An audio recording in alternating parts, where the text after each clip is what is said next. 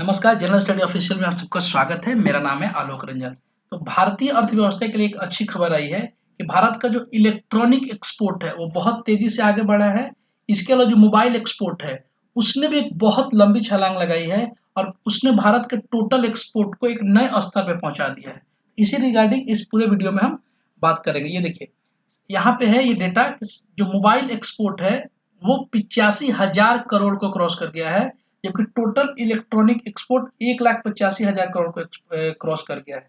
और total electronic का export है वो पहली बार, जो भारत का टेक्सटाइल सेक्टर है, जो भारत का एक परंपरागत रूप से बहुत बड़ा एक्सपोर्ट का सेक्टर रहा है, उसको पहली बार इलेक्ट्रॉनिक सेक्टर ने इसको पीछे छोड़ दिया। तो इसके सारे डिटेल्स को अभी हम देखते हैं, लेकिन ये भारतीय अर्थव्यवस्था के लिए एक अच्छी खबर है। देखिए, ईटी नाउ की ये खबर है कि smartphone shipment changing India export dynamic. जो स्मार्टफोन का मैन्युफैक्चरिंग का जो दायरा बढ़ा है भारत में, और इसकी वजह से जो उसका एक्सपोर्ट बढ़ा है, उसने भारत के पूरे एक्सपोर्ट का जो डायनेमिक है ना, जो दायरा है, उसको बहुत बढ़ा दिया है। और ये सब हुआ है भारत सरकार की एक बहुत ही महत्वाकांक्षी योजना चलाई गई भारत सरकार द्वारा, जिसको बोलते हैं पीएलआई स्कीम, यानी प्रोडक्शन लिंक्ड स्कीम। देखिए, इस स्कीम के तहत एक्चुअली ये स्कीम 2-3 साल पहले शुरू की गई थी। इस स्कीम का मतलब ये है कि भारत सरकार ने तय किया है कि जितनी भी कंपनियां हैं, अगर वो भारत में आकर के मैन्युफैक्चरिंग अपना शुरू करना चाहेंगी, उनको सरकार कुछ पैसों का इंसेंटिव देगी। इसके लिए पीएलआई यानी प्रोडक्शन लिंक्ड स्कीम शुरू किया गया, जिसमें शुरुआती तौर पर 76,000 करोड़ रुपए का प्रावधान किया गया, जो कि अलग अलग सेक्टर को दिया जाएगा। देखिए, यह खबर में ये बताया गया है कि 10, ये इलेक्ट्रॉनिक मिनिस्ट्री का ही डेटा है कि उसने 10 से 12,000 करोड़ रुपए एलोकेट किए हैं to promote domestic manufacturing of high end components that could go into the products such as smartphone and several other personal computers. यानी मोबाइल फोन, कंप्यूटर्स, इसके प्रोडक्शन को बढ़ावा देने के लिए 10 से 12,000 करोड़ रुपए खर्च किए गए, जबकि 15,000 करोड़ रुपए दिए गए हैं ऑटोमोबाइल्स, जो गाड़ियां बनती हैं उनको, उनके मैन्युफैक्चरिंग को बढ़ावा देने के लिए। ठीक है, तो ये एक बहुत ही सक्सेसफुल स्कीम कह सकते हैं, और यही काम आज से कुछ साल पहले चाइना ने शुरू किया था, लगभग 2007-8 में ही। और चाइना ने ऐसे ही पीएलआई इंसेंटिव टाइप स्कीम्स देके उसने पूरी दुनिया के जितने भी मैन्युफैक्चरिंग कंपनियां थी, उन सबको अपनी तरफ अट्रैक्ट किया। और उसी का रिजल्ट ये है कि मौजूदा समय में चाइना दुनिया का मैन्युफैक्चरिंग हब है, उसको वर्ल्ड फैक्ट्री कहा जाता है। तो उसी दिशा में लेट से ही सही, पर भारत सरकार ने अब ये कदम उठाया है और इसके बहुत ही पॉजिटिव परिणाम देखने को मिल रहे हैं। ठीक है, आइए देखते हैं और कुछ इसके बारे में डिटेल्स। ये कुछ डिटेल्स है कि India surpassed a remarkable $10 billion worth of smartphone. देखिए, भारत की एक संस्था है जिसको बोलते हैं India cellular and electronic association. उसने बोला है कि भारत का जो स्मार्टफोन है उसने $10 बिलियन का, वही 85,000 करोड़ के आसपास का जो एक्सपोर्ट है उसको अचीव कर लिया, जो कि रिमार्केबल है 2022-23 के फाइनेंशियल ईयर में। और ये जो साइन दिखा रहे हैं कि भविष्य में ये और तेजी से ऊपर बढ़ेगा। ये तो अभी शुरुआत है भारतीय इकोनॉमी के बढ़ने का। भारतीय इकोनॉमी ने अब रफ्तार पकड़ी है। भारतीय इकोनॉमी बहुत तेजी से ऊपर जाएगी, और 2047 का जो प्राइम मिनिस्टर का विजन है कि एक डेवलप्ड इंडिया बनाने में, उसमें ये इसका बहुत बड़ा योगदान होता है। जो अगर भारत किसी भी देश की मैन्युफैक्चरिंग बढ़ती है, उसकी जीडीपी बढ़ती है। और ये जितने भी स्मार्टफोन भारत एक्सपोर्ट कर रहा है, ये मुख्यतः 5 देशों को एक्सपोर्ट करता है सबसे ज्यादा। हालांकि दुनिया भर में एक्सपोर्ट होते हैं, पर 5 देश में कौन कौन से? यूएई को करता है, US, Netherlands, United Kingdom, Italy. इन सारे देशों को सबसे ज्यादा स्मार्टफोन भारत से एक्सपोर्ट किए जाते हैं। और ये एक्सपोर्ट भारत का इसलिए बढ़ा है क्योंकि दुनिया की 2 बड़ी मोबाइल जो निर्माता कंपनियां, एक है आईफोन और एक है सैमसंग। इन दोनों ने अपने जो मैन्युफैक्चरिंग प्लांट है वो भारत में खोलने शुरू कर दिए हैं। जैसे आईफोन का मैन्युफैक्चरिंग प्लांट तमिलनाडु में है, और सैमसंग का जो पूरे विश्व का सबसे बड़ा मैन्युफैक्चरिंग प्लांट है वो नोएडा में खोला गया, जो यूपी का एक शहर है, यहाँ पे खोला गया। तो जब मैन्युफैक्चरिंग कंपनियां, ये सारी कंपनियां अपने मैन्युफैक्चरिंग इंडिया में करेंगी, तो चूंकि इस कंपनी के प्रोडक्ट का डिमांड पूरी दुनिया में है, तो वो एक्सपोर्ट भारत का निरंतर बढ़ता जाएगा। और आईफोन ने तो अभी ये कहा है कि वो अपने मैन्युफैक्चरिंग को और बढ़ाना चाहती है। देखिए, यहाँ पे है, India is likely to produce 40 to 50% of Apple iPhone by 2027। यानी आईफोन जितने बनते हैं दुनिया भर में, उसका 40 से 50% 2027 तक भारत में प्रोड्यूस होगा, ऐसा आईफोन एप्पल कंपनी कह रही है। जो पिछला साल थे 2022, उसमें 80 से 85% जो टोटल एप्पल के फोन थे दुनिया भर में, उसका 80 से 85% मैन्युफैक्चरिंग कहाँ पे हुआ था? चाइना में हुआ था। तो ये एक बहुत बड़ा शिफ्ट है चाइना से इंडिया के लिए, और ये इंडिया के लिए एक बहुत ही सुनहरा अवसर है। और उसी में जो भारत सरकार की PLI स्कीम है वो बहुत ही सही समय पे आई है, जिसकी वजह से इसको और एक तरीके से कैटलिस्ट का काम करेगा। भारत में जो एप्पल का मैन्युफैक्चरिंग है वो और तेजी से आगे बढ़ेगा। एक और क्या डेटा था कि more than 97% of smartphone sold in India are now being produced locally. In Bharat में जितने भी मोबाइल फोन बनते हैं, जो बिकते हैं, जो हम लोग खरीदते हैं, उसका 97% भारत में ही उसका मैन्युफैक्चरिंग होता है। चाहे हम Xiaomi का मोबाइल ले, Vivo का ले, Oppo का ले, iPhone ले, तो जितने मोबाइल हम लोग लेते हैं, हालांकि वो किसी और देश की कंपनी है, लेकिन उसका मैन्युफैक्चरिंग भारत में ही होती है। ये किसी भी देश के लिए एक अच्छी बात है। और जो भारत में मैन्युफैक्चरिंग को बढ़ावा दिया जा रहा है, ऐसा नहीं कि एकाएक हुआ है, ये पिछले 10 साल से इसमें लगातार काम किया जा रहा है। और उसी का रिजल्ट है कि India is now become the second largest mobile phone manufacturer in the world. दुनिया का सेकेंड लार्जेस्ट मैन्युफैक्चरर बन गया है। नंबर 1 पे ऑफकोर्स चाइना है, और इसी से हमारा कंपटीशन है। हालांकि चाइना का जो दायरा है मैन्युफैक्चरिंग का वो हमसे बहुत ज्यादा है, लेकिन हम एक सही पाथ पे हैं। हमने जापान, USA, जर्मनी, इन सब बड़ी बड़ी जो जायंट कंट्री है मैन्युफैक्चरिंग में, उनको पीछे छोड़ दिया है। तो ये कोई अतिशयोक्ति नहीं है, कोई एग्जैजरेशन नहीं है कि एक समय आएगा जब हम चाइना को भी पीछे छोड़ देंगे। तो हम इसी पाथ पे सही तरीके से चलते रहे, कोई इसमें डिरेल नहीं आए। ठीक है।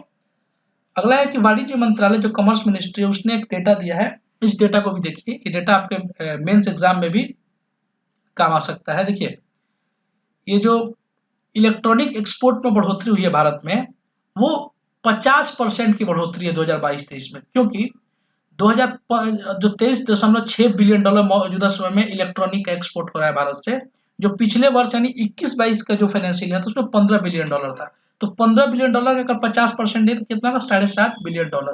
ठीक है। तो इसमें अगर 7.5 बिलियन डॉलर जोड़ दिए तो ये 23.5 बिलियन डॉलर के आसपास होता है। तो पूरे इलेक्ट्रॉनिक एक्सपोर्ट में कितनी वृद्धि हुई है, 50% का। ठीक है। जबकि जो हमारा टेक्सटाइल का एक्सपोर्ट है वो 16.3 बिलियन डॉलर है, जिसमें मात्र 1% का उछाल देखा गया है। इसीलिए देखिए, इसके पहले 15 बिलियन डॉलर था, अब है 23.6 बिलियन डॉलर। तो मैंने पहले स्लाइड में बताया था, इलेक्ट्रॉनिक एक्सपोर्ट टेक्सटाइल एक्सपोर्ट को सरपास कर गया है।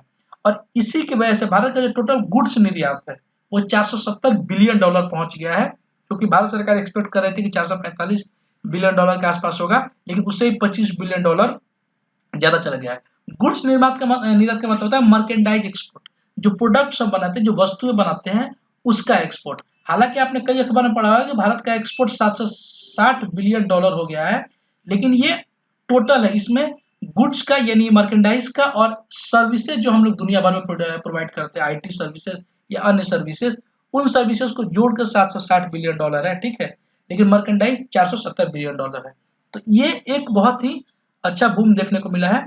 और थोड़ा कंपैरिजन के लिए एक चार्ट हम देखते हैं कि क्या क्या हम एक्सपोर्ट करते हैं। जैसे देखिए, भारत का ये एक्सपोर्ट का पिछले साल का एक्सपोर्ट का ये डेटा है और ये इंपोर्ट का डेटा है। देखिए, भारत में सबसे ज्यादा एक्सपोर्ट क्या होता है, इंजीनियरिंग गुड्स होता है, जो लास्ट ईयर यानी 21-22 में 112 बिलियन डॉलर का हुआ था, लेकिन इस वर्ष 107 बिलियन डॉलर का ही हुआ है। और ये इसलिए हुआ क्योंकि यूक्रेन वार की वजह से पूरे यूरोप में एक तरीके से मंदी आ गई है, तो यहाँ पे इंजीनियरिंग गुड्स की सप्लाई में कमी आई है, 4.6% की कमी आई है।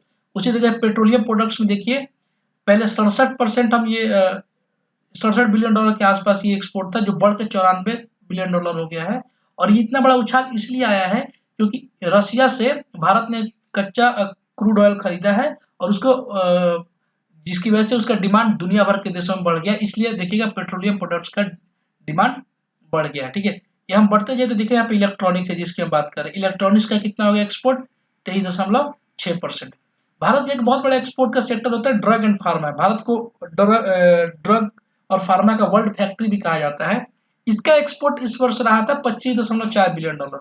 और उम्मीद है, भारत सरकार उम्मीद कर रही है कि इलेक्ट्रॉनिक्स का जो एक्सपोर्ट है वो अगले साल 30 बिलियन डॉलर के आसपास चला जाएगा। तो हो सकता है कि ड्रग और फार्मा को भी क्रॉस करके इलेक्ट्रॉनिक यहाँ पे आ जाए। और वास्तव में तो अश्विनी वैष्णव जो भारत के रेल मिनिस्टर है, उन्होंने बताया था कि इलेक्ट्रॉनिक्स का जो एक्सपोर्ट का जो दायरा है वो 75 से लेकर के 100 बिलियन डॉलर तक भी जा सकता है, जो कि एक इनसेन अमाउंट है। और ये भारतीय इकोनॉमी के लिए बहुत अच्छा है। देखिए, अभी भी हम इंपोर्ट कितनी सारी चीजें करते हैं, ये एक चिंता का विषय है।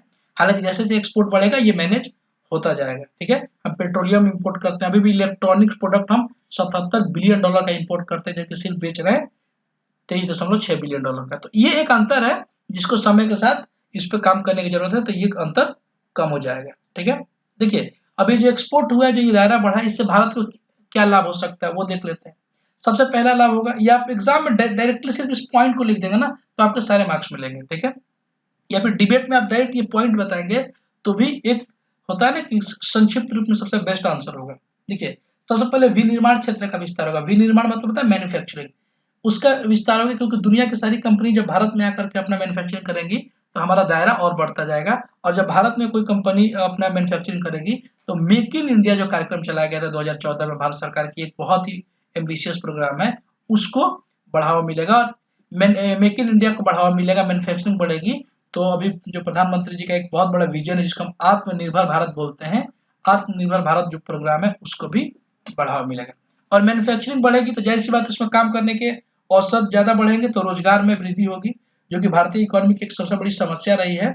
चूंकि भारतीय इकोनॉमी शुरू से एग्रीकल्चर से जंप कर गई सर्विस सेक्टर में, ठीक है, बीच में आता है मैन्युफैक्चरिंग सेक्टर, इसको सेकेंडरी सेक्टर बोलते हैं, ठीक है ना।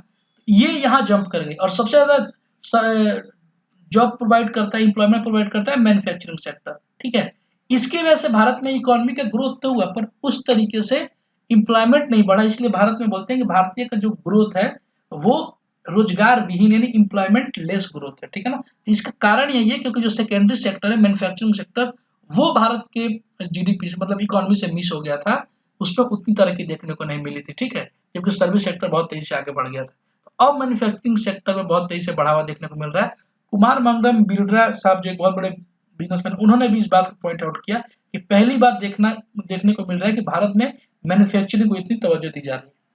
और चूंकि निर्यात होगा, हम बाहर अपने सामान बेचेंगे, जो फॉरेन रिजर्व है, विदेशी मुद्रा है, जो हमारे भंडार है, उसमें बढ़ोतरी देखने को मिलेगी। मौजूदा समय में 586 बिलियन डॉलर के आसपास भारत के विदेशी मुद्रा भंडार है। ठीक है, और विदेशी मुद्रा में जो सबसे इंपॉर्टेंट क्या है वो है डॉलर, वो बढ़ेगा। और किसी भी देश के पास अगर विदेशी मुद्रा भंडार ज्यादा रहता है तो उसको स्टेबल इकोनॉमी मानते हैं, क्योंकि उस देश के पास उतनी चीजें खरीदने की क्षमता है। ठीक है, विदेशी निवेश में बढ़ोतरी होगी, जो एफडीआई है, फॉरेन डायरेक्ट इन्वेस्टमेंट, वो बढ़ेगा क्योंकि मैन्युफैक्चरिंग होगी। तो जैसे एप्पल की कंपनी अगर मैन्युफैक्चरिंग करेगी भारत में, तो चूंकि एप्पल एक बहुत ही जायंट है, बहुत बड़ी कंपनी है, इसके प्रोडक्ट दुनिया भर में बिकते हैं, तो इसमें जो पैसे निवेश करने वाले हैं दुनिया भर के अलग अलग जो बिजनेसमैन वो इसमें पैसे निवेश करेंगे, अलग अलग बैंक पैसे इसमें निवेश करते हैं। ठीक है, तो वो चूंकि भारत में मैन्युफैक्चरिंग प्लांट लाएगा तो भारत में निवेश होगा, तो इसलिए क्या होगा, एफडीआई बढ़ेगा। और ये जो सारी चीजें होंगी ना, इन सब से हमारी इकोनॉमिक पहिया ऊपर उठेगा, उसी को बोलते हैं स्पाइरल ऑफ मूवमेंट। ये मैंने शायद आपको पिछले वीडियो में भी समझाया था, एक बार जरा डिटेल में समझाता हूँ। कमेंट में बहुत लोग बताया कि सर समझ में नहीं आया।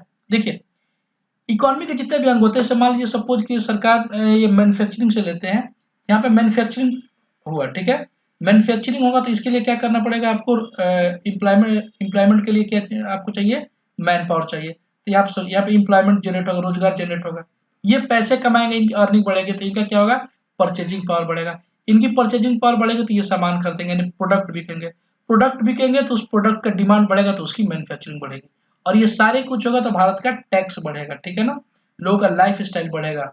और ये लगातार अगर सारे पहिए चलते रहेंगे तो इकोनॉमी ऊपर की तरफ जाएगी, और इसी को बोलते हैं स्पाइरल ऑफ इकोनॉमी। और यही क्या होता है, कभी जब ये सारे पिलर काम नहीं करते तो इकोनॉमी उल्टी चलने लगती है, और उल्टी चलने लगती है उसको बोलते हैं स्पाइरल डाउन इकोनॉमी। ठीक है, ये चीज आई होप आपको समझ में आ गई होगी। ये सारे बातें थी इस वीडियो से संबंधित। आई होप आपको अच्छा लगा हो तो चैनल को सब्सक्राइब कीजिए, वीडियो को लाइक कीजिए, अपना ख्याल रखिए, जय हिंद।